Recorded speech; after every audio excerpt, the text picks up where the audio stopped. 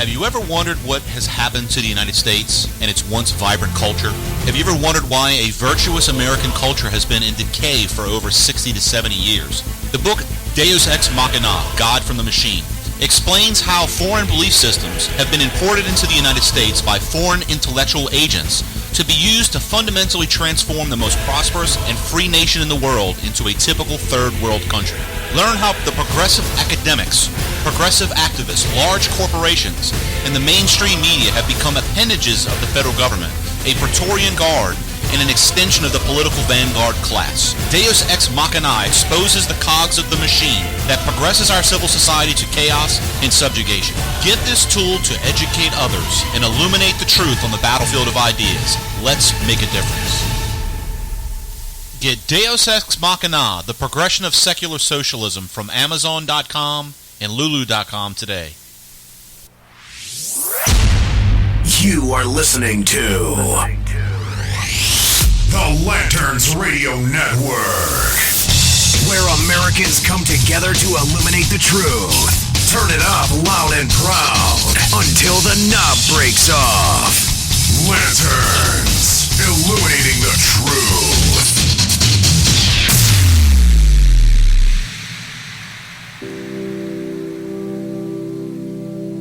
Are you getting a TV picture now, Houston? Neil, yes, we are getting a TV picture. You're in our field of view now. Okay, ready for me to come out? All set. Okay, I'm on the top step. It's a very simple matter to hop down from one step to the next. You've got 3 more steps and then a long one. Okay, I'm going to leave that 1 foot up there and both hands down about the 4th rung up. Even right.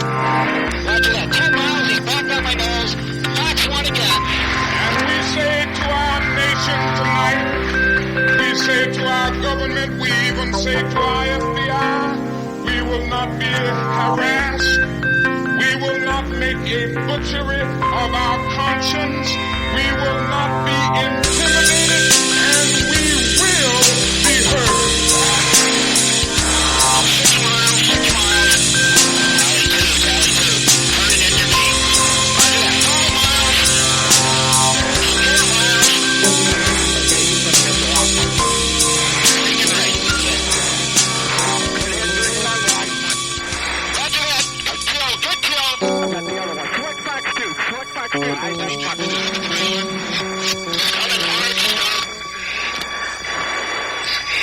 Shoot him. I haven't got a tone. got the second one. I got the second one on the nose right now. Hey, I'm high cover on you. Get a Fox. Get it. Lock him up. Lock him up.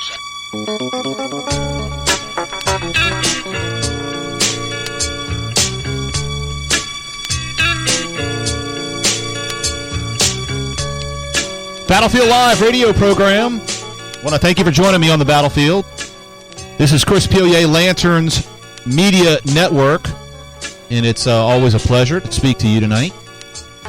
And we got a lot of stuff to cover tonight, and the premise of the show tonight is going to be we are at war. And folks, it's not just a military type of war, it's also a cultural war, and a war on your mind. So we'll discuss a little bit of that tonight. We'll get into maybe just a few minutes of what's going on with the President-elect Trump. Yes, it is now officially President-elect Trump. And Hillary Clinton is officially the most losing candidate in modern American history. Presidential candidate, yes. I think she's, lost 3 times now? In this go-around, she actually lost more with their pissing and moaning with the Electoral College. She lost more than Donald Trump did. Pretty stellar, in my opinion. But look, like we always do on this particular program, we'll say that it's not about people or personalities. It's about principles. So we'll discuss a little bit of that tonight. We'll also discuss some of the latest news, including the ambassador to Turkey from Russia was assassinated today. And what does that mean on the world stage? So we'll discuss that. Battlefield Live radio program, and we'll be right back after this short break. Make sure you check us out on Facebook at Facebook Live at facebook.com/LanternsBuzz. We'll be back right after this short break on the battlefield.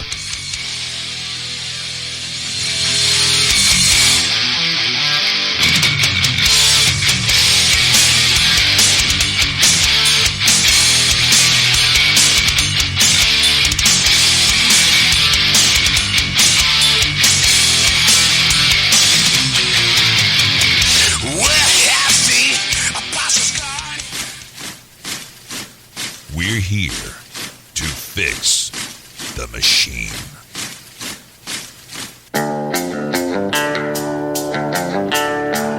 Battlefield Live.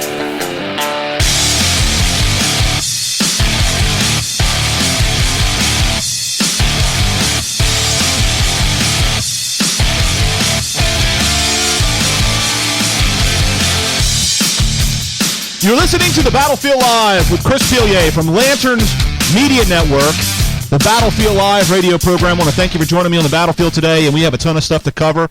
If you want to see us Facebook Live right now, check us out, facebook.com/LanternsBuzz. LanternsBuzz. Check it out there. You can also follow us on Twitter at LanternsBuzz as well, and it's 2 Z's, by the way, 2 Z's. And you can also follow us on our Facebook, our website, lanterns.buzz with 2 Z's. Check it out there. And, of course, our website, battlefield.buzz. That is our show page. And, look, folks, we're everywhere. You can check us out on iTunes. There's a lot of great talent on the Lanterns Media Network, and you can subscribe to us there as well as on Spreaker, Spreaker.com. Just do a keyword search for Lanterns Buzz. Once again, it's 2 Z's. Z's. So, man, what a crazy day today. If you have been questioning whether or not we are at war, well, today is the show that I will convince you, and I'm sure that I'll do it in a very effective way, that we are at war. And there's a lot of the war that we're experiencing is the war in your mind. All this stupid talk about fake news, all this stupid talk about the Russians hacking us, and how it's unprecedented in American history, and we should all just, eliminate all of our logic and common sense and rationality in order to be able to genuflect to the secular humanist over on the left. So we'll discuss a little bit of that tonight as well. And look, if you have any comments or questions and you want to interact with the show, if you go to our Facebook Live feed on Lanterns Buzz on Facebook, we'll answer any questions. And so I want to give a shout-out to Derek and Lynn, who are in the room right now, chatting it up. So check this out. So where should we start? We got, the ambassador to Turkey from Russia, the Russian ambassador to Turkey, was assassinated today by a guy wielding looked like a Glock, and more or less, screaming out the Allahu Akbar and all this crap, right? Apparently, he was an Iraqi. He was an Iraqi citizen that was seeking asylum, and he was working as a police officer, and he was an off-duty police officer that was doing a security detail. And I'm gonna tell you what, folks. This event, I truly believe that this could possibly define the first 20 years of American history and world history here in the 21st century. And the reason why is all you have to do is look back in history on these type of events. We can go back to the Archduke Ferdinand that was assassinated in a very similar way. Of course, he was the Archduke at the time, right? He was a very influential figure at the time. But it's interesting. I don't know if y'all listen to Dan Carlin's Hardcore History.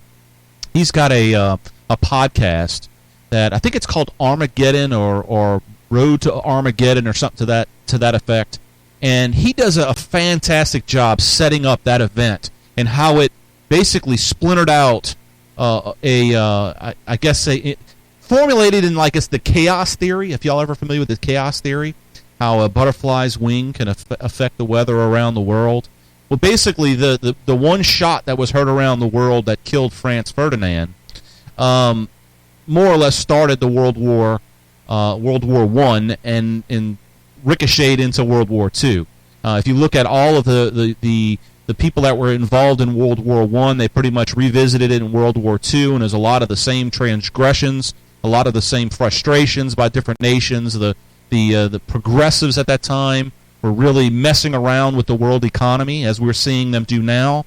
And it's arguably, very disconcerting to see an ambassador on television get assassinated in arguably probably the most contentious area of the world. Turkey and Russia obviously have been at odds because of what's going on in Syria. The United States and Russia are at odds most than they've ever been since the fall of the Berlin Wall. And we're at odds with China. If you look at all the people that we're in odds with, and it's they're not represented by Western civilization, or at least the Western thought, right?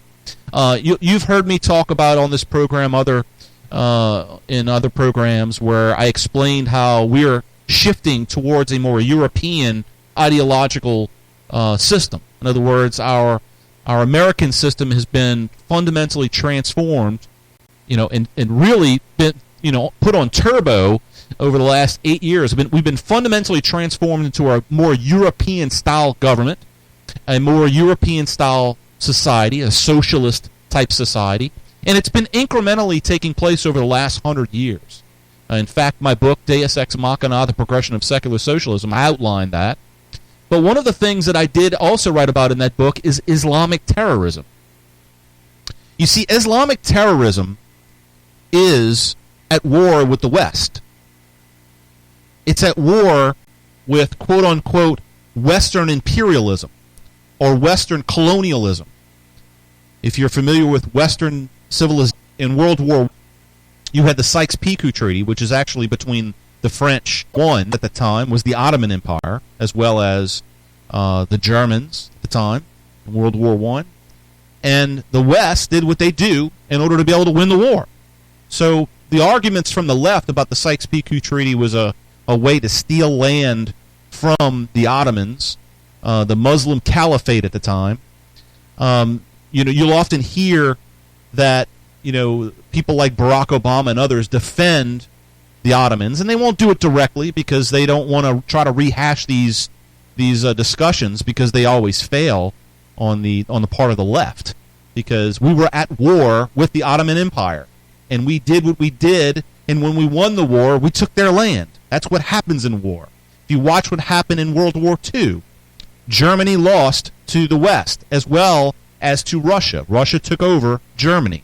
That's what happens in wars. So I don't want to rehash the Sykes-Picot Treaty. But the bottom line is all of the stuff that we saw in Afghanistan at the time of the Soviets going into Afghanistan, as well as what we saw all throughout Iraq and Iran, all these different places. It's all a manifestation of anger at the West because of the Sykes-Picot Treaty and other things like that. The whole idea of the Israeli state, the state of Israel.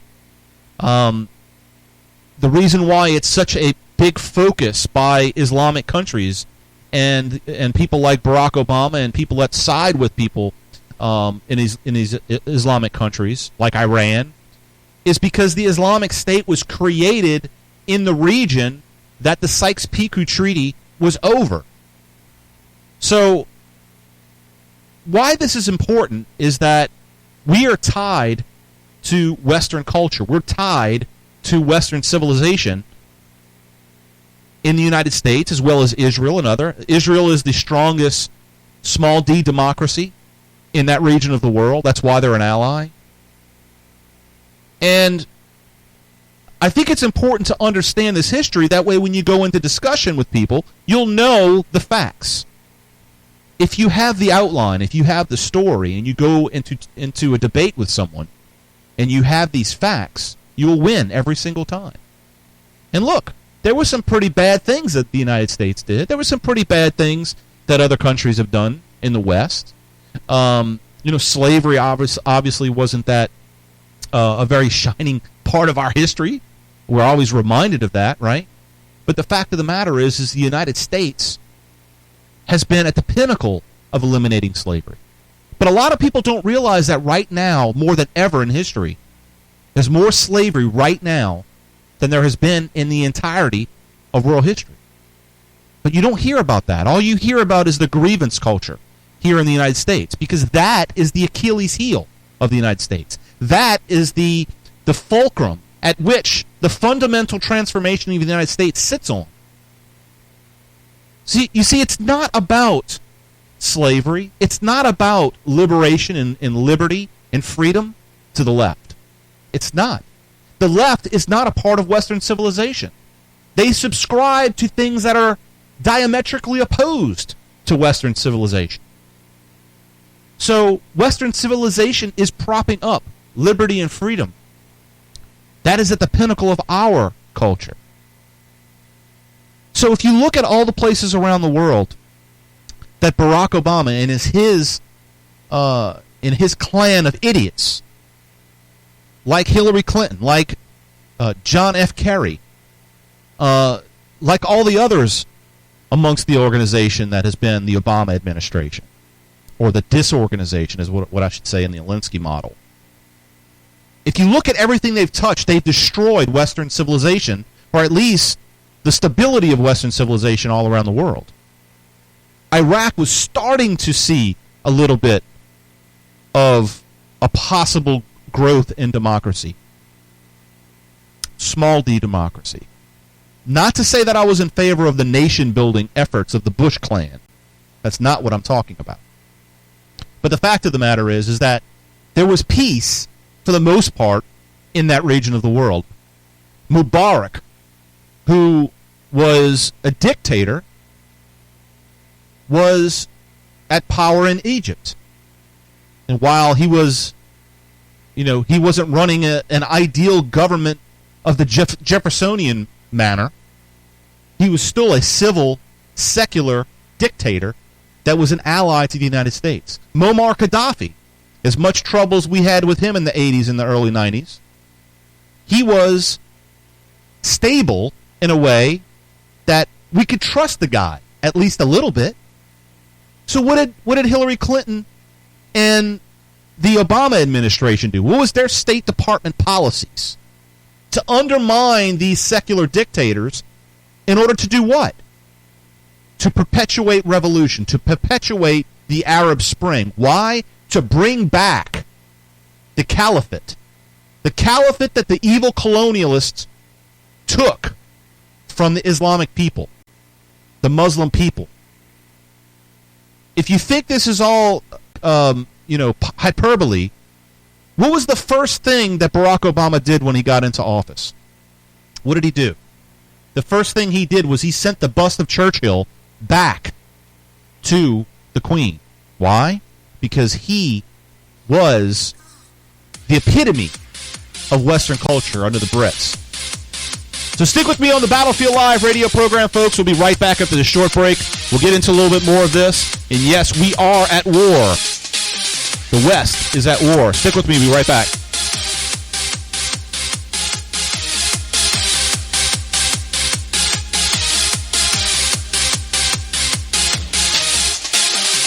Find the Lanterns Radio Network on Stitcher, SoundCloud, Google Play, iTunes, Player FM, YouTube, and other social media by searching keyword Lanterns Buzz or Lanterns Radio Network.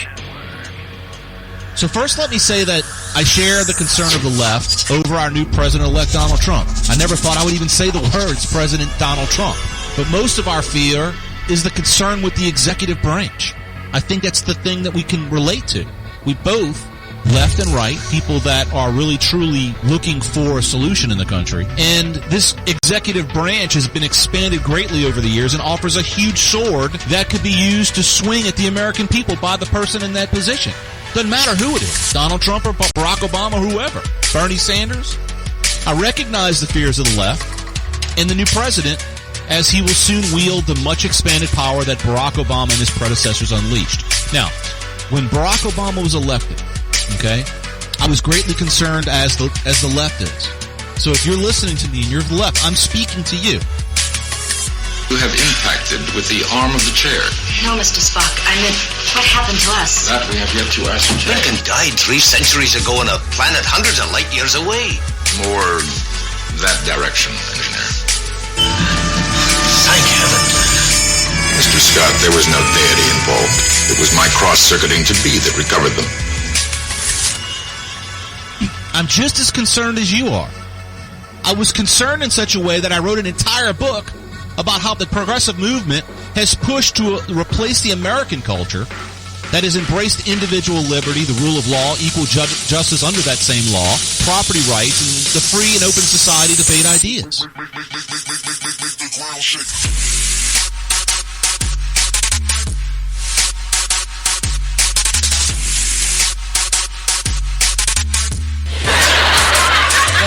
I had a wild neighborhood, I gotta tell you, because my mother's Puerto Rican and my father's Negro, and we lived in a real big Jewish tenement building in an Italian neighborhood. Every time I go outside, the kids say, "Get him, he's all of them!" My fear was that the nation was being pushed towards a totalitarian socialist state, much like you fear. All the people that are coming out and saying they are fearing Donald Trump because he's a quote-unquote fascist or like Hitler, they're fearing socialism much like I did in 2008. It's a different type of socialism. What I learned in this exercise is that the progressive movement was not solely an extension of operations of the Democratic Party, but rather a part of a dialectical expression within a society in class conflict that offers a similar counterpart. The one that you fear, Mr. and Mrs. Liberal, the alt-right. You walk down the street and you'll see like a group of black dudes walking. Not just any old black dude. We talking, thugs. Talking, there'll be some thugs. And in the group, they got like 1 or 2, sometimes as many as 3 white guys that be with them. You ever seen this? Well, let me tell you something about those white guys. Those white guys are the most dangerous motherfuckers in them groups. You are listening to the Lanterns Radio Network, where Americans come together to illuminate the truth. Turn it up loud and proud until the knob breaks off. Lanterns, illuminating the truth.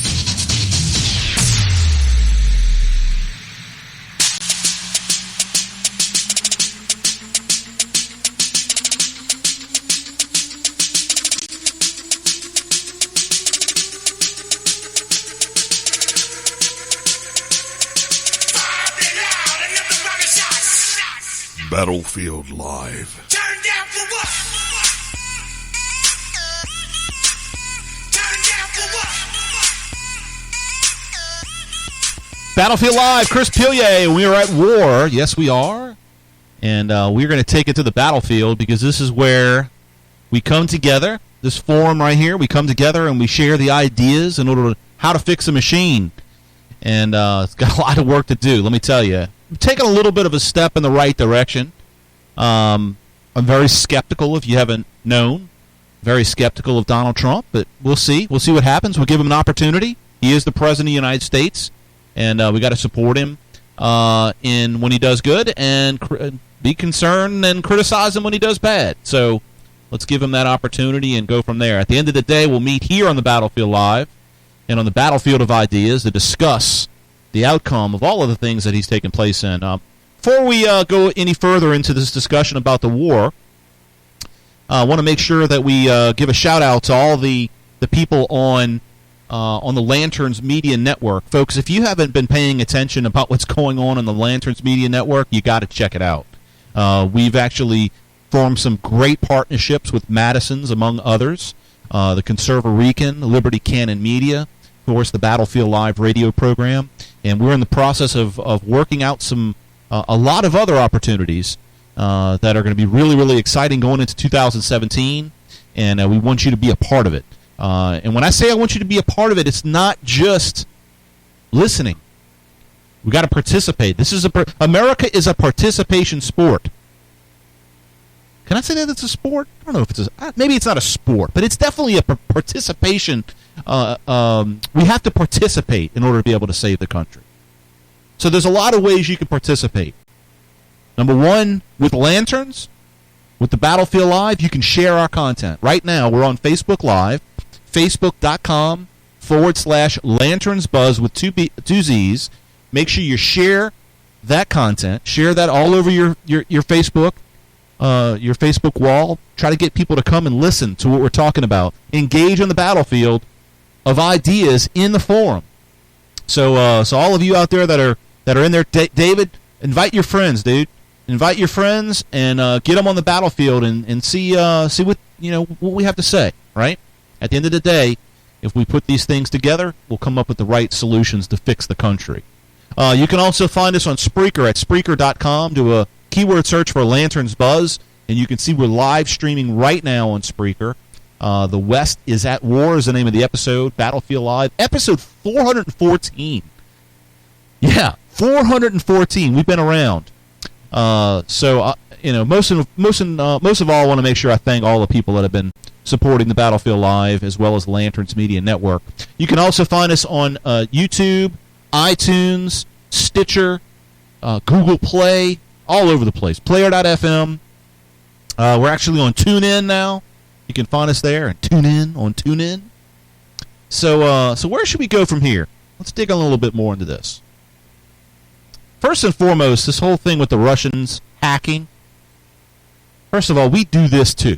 Okay? To think that our Central Intelligence Agency doesn't hack is ridiculous. Okay? So I'm not taking up for the Russians by any means. If you've been listening to this program, I've written extensively about the Russians and how I am worried about what the Russians are doing. They're very aggressive in that region of the world, specifically in the Ukraine and Georgia and others. I've talked a lot about, in fact, I was very critical of Donald Trump and his affiliations with Paul Manafort and what he was doing in the Ukraine. So also been very critical of George Soros and his affiliations with regions of the world that were actually diametrically opposed to the Russian government. So if you understand the backstory, you follow the money, you'll be able to find a lot of the real truth behind everything. That's what I enjoy doing. I do a lot of research. In fact, I've been reading for many years, I say many years, probably 8 years, Russian publications. You can actually go on your Google browser and your Google Chrome browser and other browsers, I imagine, do this as well. And you can get translations. So if you get a Russian publication and you want to read about what's going on in that region of the world. And tell you what, folks, it's pretty crazy stuff that goes on the world stage in regards to diplomacy and so forth. But this whole Russian hacking thing is a big distraction. And one of the reasons the distraction, much like Benghazi was a distraction, God bless the people that were protecting this country and the people that died for us in Benghazi. But the real story behind Benghazi, outside of the deaths of the people that were serving our country, was the gun running operation that was going on, where the State Department, along with the intelligence agencies of the United States, were gun running through Turkey. Just happens to be where Russia and Turkey were in discussions today. The Russian ambassador getting killed and assassinated. But we were running guns, Libyan guns, from Gaddafi and others, shipping them through Turkey and down into Syria and aiding the rebels down there that are fighting the Russians and the Syrians. It was a proxy war that we were fighting. Okay? Now, what's interesting about this is that during this time, nobody talked about how we were undermining the Israeli elections. Did you hear about this?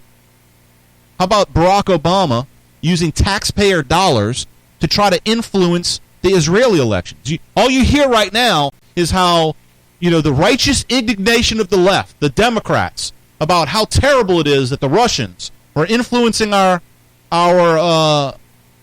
elections, when just, a couple years ago, our tax dollars were paying people to try to influence the election of Netanyahu in Israel. This is out of the Washington Times. The State Department paid hundreds of thousands of dollars in taxpayer grants to an Israeli group that used the money to build a campaign to oust Prime Minister Benjamin Netanyahu in last year's Israeli parliamentary elections. A congressional investigation concluded Tuesday.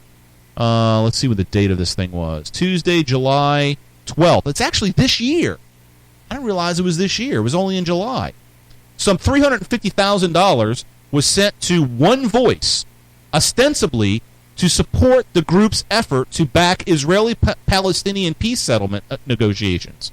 But One Voice used the money to build a voter database, train activists, and hire a political consulting firm with ties to President Obama's campaign, all of which set the stage for the anti-Netanyahu campaign. The Senate Permanent Subcommittee on Investigation said in a bipartisan staff report.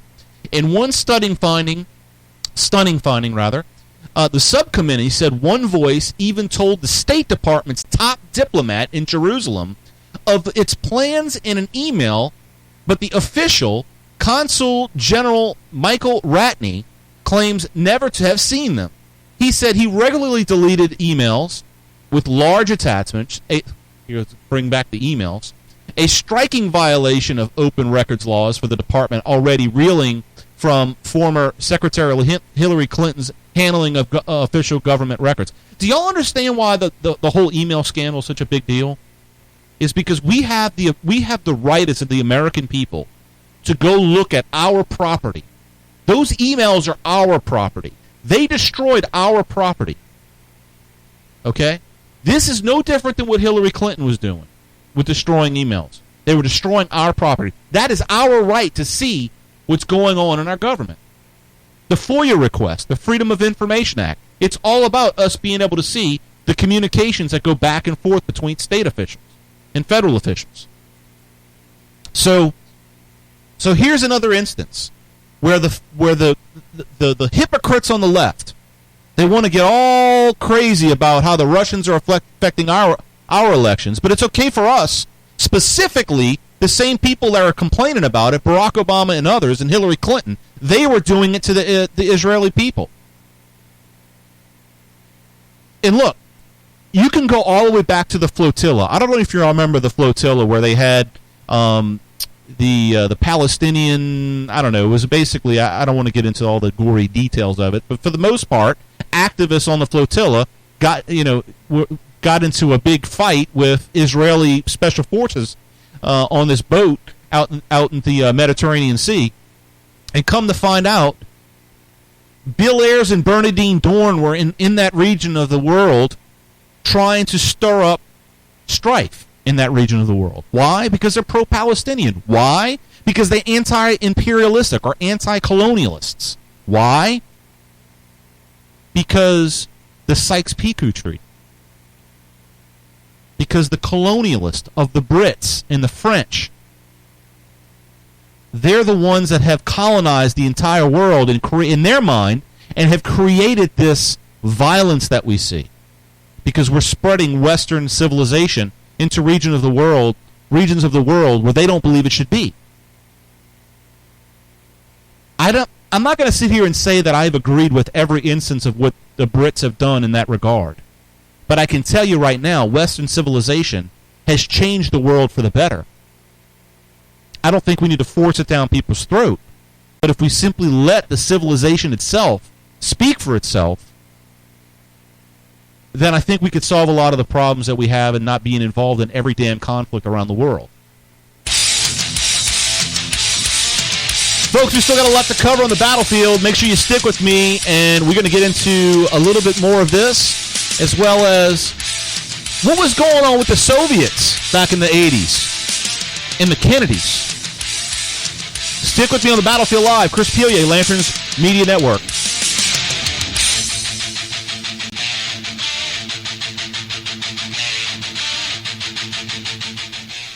Lanterns, illuminating the truth. So here comes about nationalism versus Americanism. So people that say that they're a nationalist populist, they don't know what it means. And course, there are some that do know what it means. Nationalism is not the same as what America is all about. Okay? Nationalism versus Americanism. This is a nuanced conflict. Nationalism is defined by Merriam-Webster's dictionary as loyalty and devotion to a nation, especially a sense of national consciousness, exalting one nation above all others and placing primary emphasis on promotion of its culture and interest as opposed to those of other nations or supernatural groups. Or supra, not super. Okay? So Americanism is different in that it embodies the principles that create the American culture that is revered. So it's not revering the nation, it's revering the principles. That is the difference. Das deutsche Volkes! Sie ist ohne Ehre! Sie nennen sich Generale, weil sie Jahre auf Militärakademien zugebracht haben, nur um zu lernen, wie man Messer und Gabel hält! Hell no! Break yourself, fool! Stop breathing and dedicate to me. Stop dreaming and terminate for me. All meaning you dedicate to me. All feelings you terminate for me. Hitler contorted the laws of nature and Darwin's theory represented in The Origin of Species to fit his own hatred for the Jews, while Hitler expresses an interest in recognizing the real relevance to nature and the evidence of its laws. He fooled himself and millions of Germans into nudging nature along himself in a way that he exterminated 6 million Jews. So he went against his own principles. Why? Because he operated as a god, or at least he tried to. He believed that he could steer nature. And what ended up happening when man decides that they can steer nature? They kill. You're listening to the Lanterns Radio Network.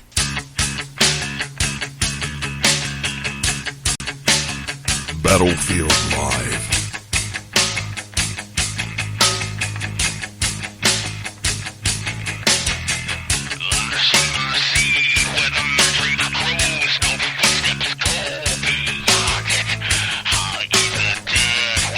Battlefield Live radio program. Still got a lot of stuff to cover, folks. I just don't know how we're going to be able to get it in the rest of this hour. Actually sending out some Facebook posts. Make sure, if you haven't yet, you can tune in to us on Facebook Live. I sent out a tweet here, too, from Lanterns Buzz, as well as from Paul Revere again. If you want to follow me individually, I do post a lot on my own personal page, as well as on Twitter. You can follow me at Paul Revere again on Twitter, as well as Paul Revere again on Facebook.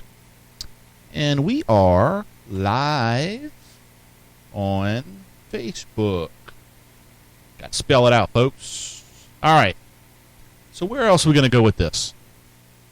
So all of this discussion about the Russians influencing our election, and all of the things that we're talking about too, by the way, folks, all of the articles that I'm going to have read throughout this show or referenced, they will be the resources available on lanterns.buzz on the archive for this show. That way, if you questioning what I'm saying, you can go there and you can read exactly what I'm putting. In fact, we're putting together a pretty interesting strategy with the Lanterns Media Network on being able to provide a lot of this type of information on a grand scale. So it's not just going to be for me, Chris Pilier, on the Battlefield Live. We're going to share this information with all of our content providers, all the writers and all the podcasters on Lanterns Media Network, because there's not enough time in the day for me to cover everything that we need to cover. So we'll be able to build up these narratives that have resources to back them up, and we'll be able to share these things on the mainstream. And let me tell you, there's some really big things coming for Lanterns Media Network, so check us out at Lanterns Buzz. Well, I didn't mean for that to happen. I got to fix that audio. Got a little digital issue on this particular music file that I got in here. I'll have to get that fixed for the next show. All right, so getting right back into this. How many of you have heard, throughout all of this nonsense that we're hearing with Russian hackers and all this? First of all, there's no evidence that we know of right now that the Russians have hacked our election system. In other words, they've tried to influence our elections much like we've tried to influence the Israeli elections earlier in the year. Right? We were actually sending money, and I'm sure that the Russians were sending money over here to try to influence our elections. It's in their better interest. Now, whether or not it's ethical or not, or whether it's good for Russian-American relations, it's probably not. But the fact of the matter is it's happening. So I want to jump into this article real quick out of the American Thinker, and we're gonna go way back to 1984. I don't know how old you all are out there, but when 84, I was 10 years old. That's right. I was born in 74, 10 years old in 1984, and I do remember Ronald Reagan, the great Ronald Reagan. So remember when Ted Kennedy asked the Soviets for help defeating Reagan? This is an article from earlier in the year, on the 27th of July, by Thomas Leifson on the American Thinker. The Democrats are desperately diverting attention away from their rigging the nomination fight by charging that Russia is interfering in our election. But there was time when going to Moscow to help defeat the other party didn't seem to disturb Democrats. In fact, with the help of friendly media, the entire incident has been sent to the memory hole. Once upon a time, it was revealed, but nobody outside the conservative ghetto remembers. But Betsy Newark of Betsy's Page remembers. Hat tip is a pundit. Says, as the Democrats struggled to turn the story of the DNC hacks into an attack on Donald Trump by arguing that the Russians are behind the hack and that Putin is trying to help Trump get elected, let's remember when the prominent Democrat actually went to the Soviets for help in defeating Reagan. In 1984, Ted Kennedy approached the Soviets, who were then led by former KGB head Yuri Andropov, which I've written about him on the battle, on the Deus Ex Machina, our book, Yuri Andropov, and tried to negotiate help in opposing Reagan. We found out that Kennedy's efforts with Yeltsin opened up the Soviet archives in 1991. Sean Davis links to the story as reported in Forbes. Here's a quote from Forbes' article. Picking his way through the Soviet archives that Boris Yeltsin had just thrown open, in 1991, Tim Sebastian, a reporter for the London Times, came across an arresting memorandum composed in 1983 by Viktor Chebrikov. The top man at the KGB, the memorandum, was addressed to Yuri Andropov, the top man at in the entire USSR. The subject, Senator Edward Kennedy, or otherwise known as the Lion of the Senate, Ted Kennedy. On 9/10 May of this year, the May 14 memorandum explained Senator Edward Kennedy, close friend and trusted confidant of John Tunney, was in Moscow. Or Tunney, I guess you pronounce his name. Tunney was Kennedy's law school roommate and former Democratic senator from California. The senator charged Tunney to convey the following message through confidential contracts to the General Secretary of the Central Committee of the Communist Party of the Soviet Union, Y. Andropov, or Yuri Andropov is his full name. Kennedy's message was simple. He proposed an unabashed quid pro quo. Kennedy would lend Andropov a hand in dealing with President Reagan. In return, the Soviet leader would lend the Democratic Party a hand in challenging Reagan in 1984 presidential election. The only real potential threats to Reagan are problems of war and peace. In Soviet-American relations, the memorandum stated, these issues, according to the senator, will without a doubt become the most important of the election campaign.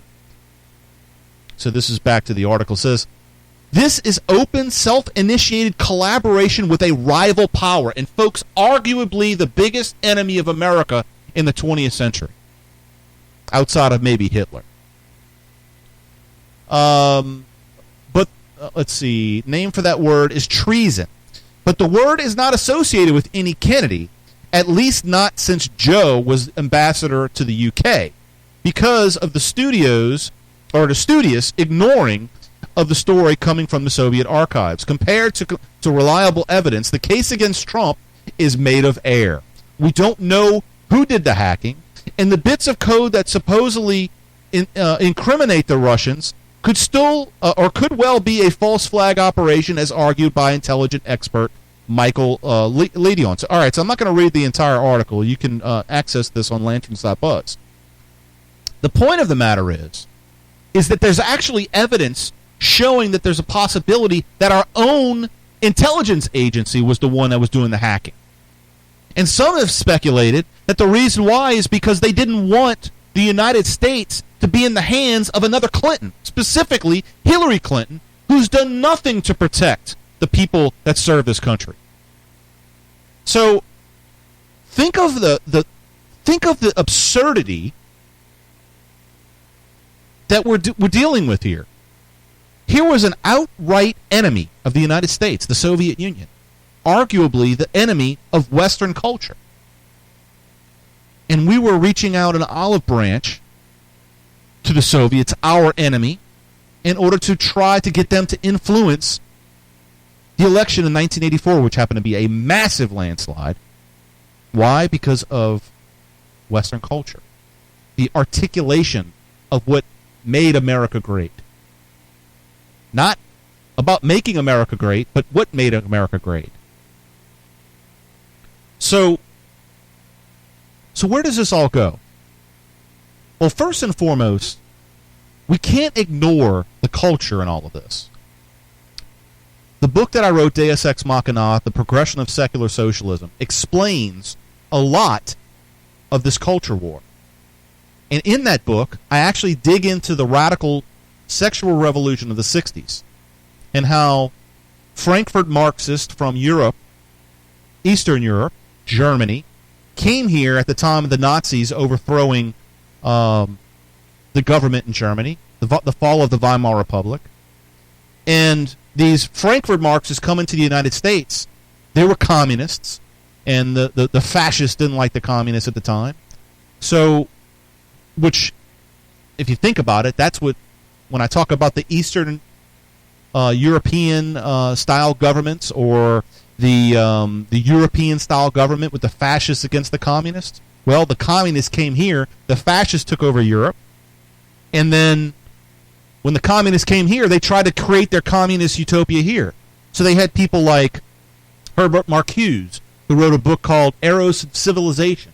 It was a heavily published book in the radical 60s and influenced many of the radicals in the 60s.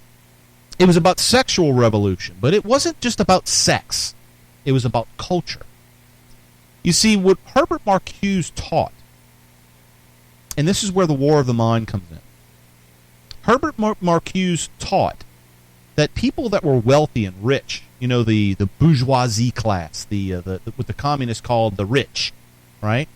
The bourgeoisie, is that they were had much more sex than the people in the middle class. I know this is kind of crazy and perverted, but this is the reality of what this book was about.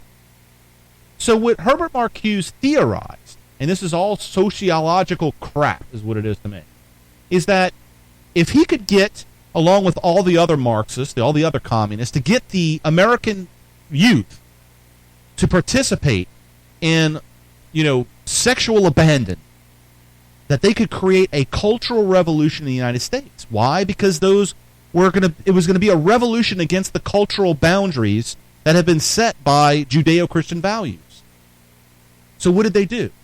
They created the sexual revolution. They had rock and roll bands and all this stuff. They made it really, really fun. Sex, drugs, and rock and roll. Burn your bras. Smoke some pot. Shoot some heroin. Do some coke. Right? Cultural boundaries were destroyed. That's what drugs and sex and all this stuff was intended to do. And so the people that were involved in that revolution, the people that were influenced by the propaganda of the communists, of the people that were, infiltrating the culture in this country, subverting the culture. Where do you think those people came from? Well, they came from that region of the world that were heavily influenced by who? Russia, the Soviets. Right? So it's important to mention all of this stuff because what we experienced with Barack Obama is not disconnected from that. Barack Obama was heavily influenced by SDS, by the Weather Underground, right? We were talking about Bill Ayers and Bernardine Dorn being over there supporting the Palestinians and creating chaos in that region of the world. Well, they were in SDS and eventually the Weather Underground. And where did they go? Well, they went to Cuba. We were talking about Fidel Castro just not long ago, right?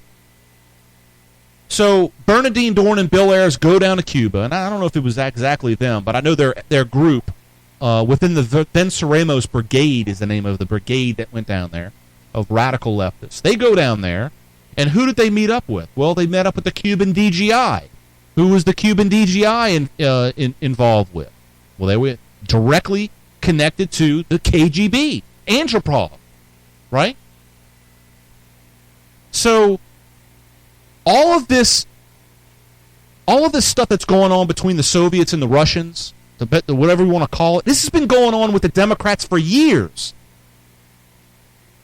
The KGB, 80% of their activity was subversion, cultural subversion, where they actually influence the media. They create the fake news, quote unquote.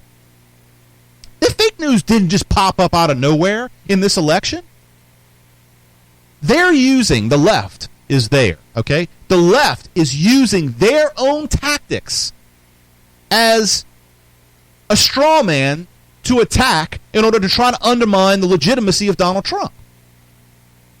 I'm not a special pleader for Donald Trump or the way that he got elected. I'm not even saying that there's not nefarious stuff going on within our media. I'm not saying that there's not fake news out there. Fake news didn't just all of a sudden appear. It's been around. The fact of the matter is that when you talk about Russian infiltration or Russian subversion in our system of the United States, it comes from the left. It doesn't come from the right. Now, Donald Trump needs to clean his face up after all this stuff going back and forth with the alt-right and all these European-style fascist people within the minorities of the minorities of the minorities in this alt-right group. He needs to clean that up because that is the fascist right of the European version, not the American version. And so what we're going to do on this program is we're going to continue to talk about this kind of stuff. In context, the stuff that the left is complaining about right now, they have been perpetuating and have been involved with for a very long time. They're just using this as some kind of smokescreen in order to try to, like I said, delegitimize Donald Trump's election. And all of the things that we've been hearing about the Electoral College and how federalism, these stupid Hollywood actors, Martin Sheen, look what he birthed, that idiot Charlie Sheen, right? All of them screaming about federalism. When was the last time you heard the left talk about federalism? Good Lord. Everything that they work for is democracy, right? Big D democracy. What is big D democracy to federalism? It is the enemy of federalism. In fact, federalism was set up in a way to destroy any vestiges of a possible democracy in this country.